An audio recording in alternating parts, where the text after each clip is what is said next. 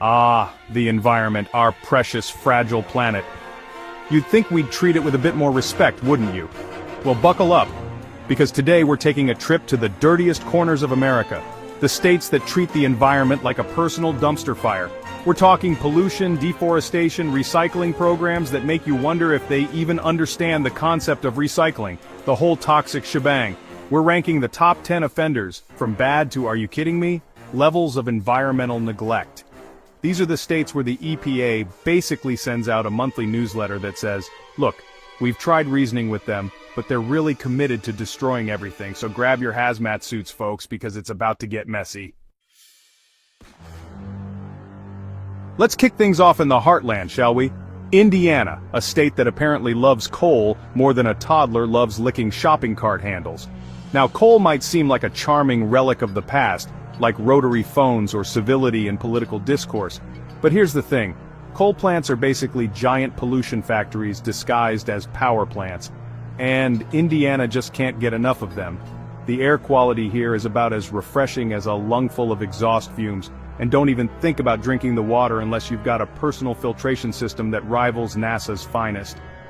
Agricultural runoff has turned the state's rivers into something resembling pea soup, only less appetizing, and the forests are disappearing faster than common sense at a political rally. Recycling programs? Please. Indiana's approach to recycling seems to involve just throwing everything in the same bin and hoping for the best. Industrial toxins put the state in 49th place, with pollution health risks sitting right beside it at 49th. It's enough to make you want to hold your breath and run for the border, any border. Louisiana, land of jazz, gumbo, and a horrifying amount of industrial waste. You see, beneath the beauty of the bayou lurks a toxic reality.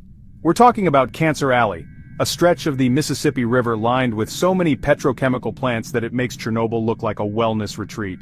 These plants have been pumping toxins into the environment for decades, and the people living in Cancer Alley are living with the consequences.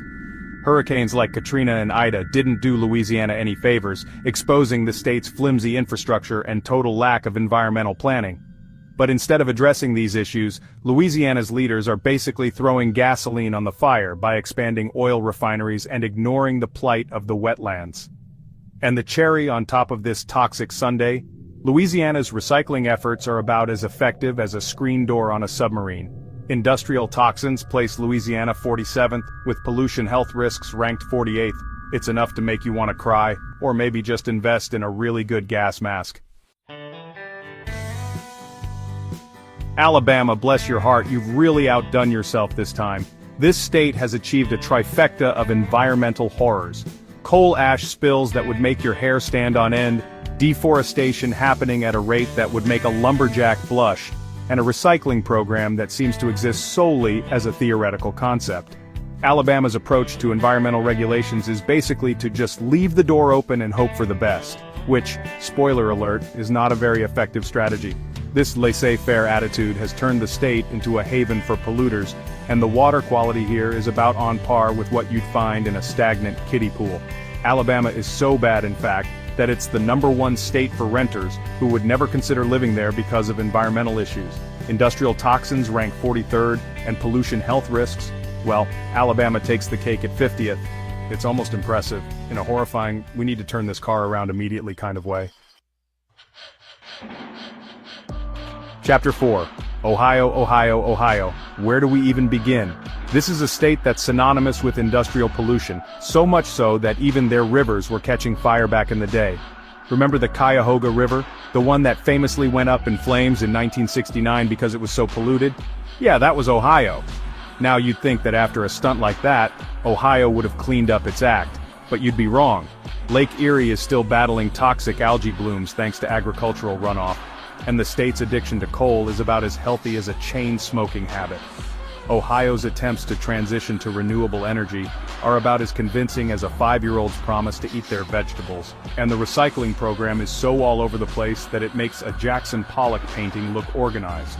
Industrial toxins put Ohio in 46th place, with pollution health risks coming in at 44th. It seems like Ohio's motto is, we'll get to it eventually, right after they finish building another coal plant, apparently. Chapter 5. West Virginia, the mountain state, known for its breathtaking scenery, but behind those picturesque mountains lies an environmental catastrophe. Mountaintop removal mining is so destructive it makes regular mining look like a tea party. They blow the tops off mountains, leaving behind a desolate wasteland. Rivers run orange with mining runoff, causing health problems for local communities. But hey, at least they have coal, right? West Virginia's renewable energy policies are as substantial as a ghost's shadow, and their recycling efforts are non-existent. Industrial toxins rank 50th, and pollution health risks are 34th. It's a grim picture, folks, questioning the true cost of coal. Chapter 6. Everything's bigger in Texas, including apparently the environmental problems. This is a state that's so in love with oil and gas that they practically pump it through their veins.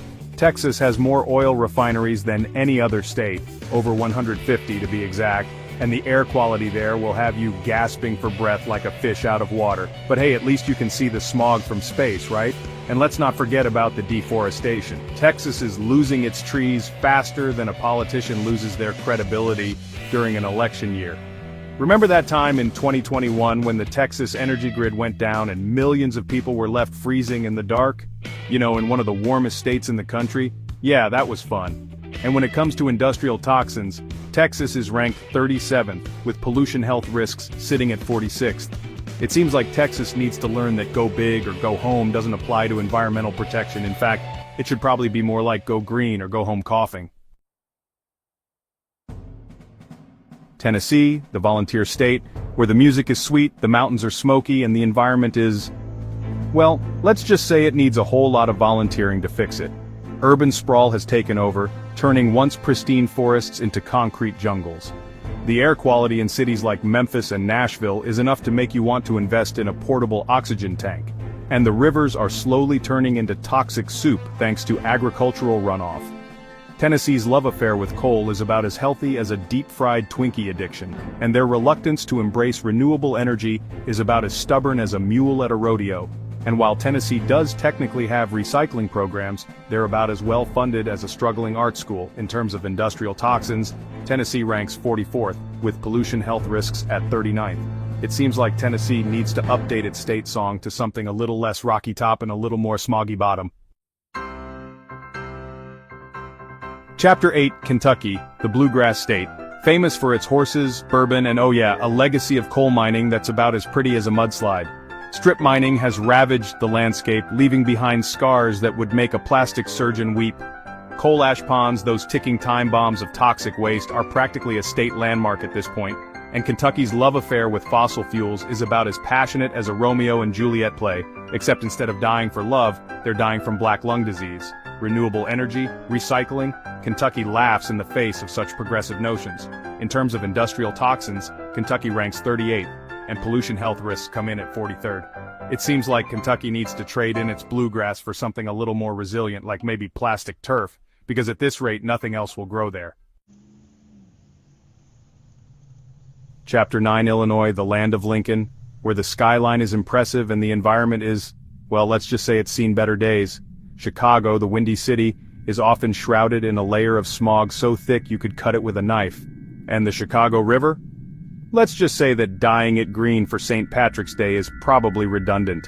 Industrial waste sites and chemical spills are so common in the Chicago River that they practically have their own section in the local news. Illinois' reliance on coal is about as outdated as an 8-track player, and their infrastructure is about as modern as a horse-drawn carriage. And while Illinois likes to brag about its recycling program, the reality is that a lot of that recyclable waste ends up taking a one-way trip to a landfill. When it comes to industrial toxins, Illinois ranks 35th in the nation, and pollution health risks are ranked 40th, meaning air and water quality aren't exactly up to par. It seems like Illinois needs to trade in its Prairie State nickname for something a little more accurate, like maybe the polluted potential state. Chapter 9, Illinois, the land of Lincoln, where the skyline is impressive and the environment is, well, let's just say it's seen better days. Chicago, the windy city, is often shrouded in a layer of smog so thick you could cut it with a knife. And the Chicago River? Let's just say that dyeing it green for St. Patrick's Day is probably redundant. Industrial waste sites and chemical spills are so common in the Chicago River that they practically have their own section in the local news. Illinois' reliance on coal is about as outdated as an 8-track player, and their infrastructure is about as modern as a horse-drawn carriage. And while Illinois likes to brag about its recycling program, the reality is that a lot of that recyclable waste ends up taking a one-way trip to a landfill. When it comes to industrial toxins, Illinois ranks 35th in the nation, and pollution health risks are ranked 40th, meaning air and water quality aren't exactly up to par. It seems like Illinois needs to trade in its Prairie State nickname for something a little more accurate, like maybe the polluted potential state. Chapter 10. And last but not least, we arrive at Arkansas, the natural state. Now you'd think a state with a nickname like that would be a veritable Eden of environmental consciousness. You'd be wrong. Arkansas's waterways are basically swimming pools for agricultural runoff, with fertilizers and animal waste turning them into breeding grounds for toxic algae blooms. The Buffalo River, a designated national treasure, is so polluted that it probably has its own EPA file at this point. Deforestation is rampant, with trees disappearing faster than a plate of cookies at a Weight Watchers meeting, and Arkansas's recycling program, let's just say it's about as effective as a chocolate teapot. On top of all this, the state's over-reliance on fossil fuels and weak environmental regulations contribute to industrial toxins that rank Arkansas 39th in the nation for such issues, with pollution health risks sitting at 29th. It seems like Arkansas needs to update its state motto from the natural state to something a little more honest, like, "We're working on it." Well folks, there you have it. A whirlwind tour of America's most environmentally challenged states. It's enough to make you want to swear off plastic, install solar panels, and move to a yurt in the woods. But before you do, remember this. Awareness is the first step towards change. So, spread the word, call out environmental injustice, and let's work together to make sure that America's future is a little less toxic and a lot more green.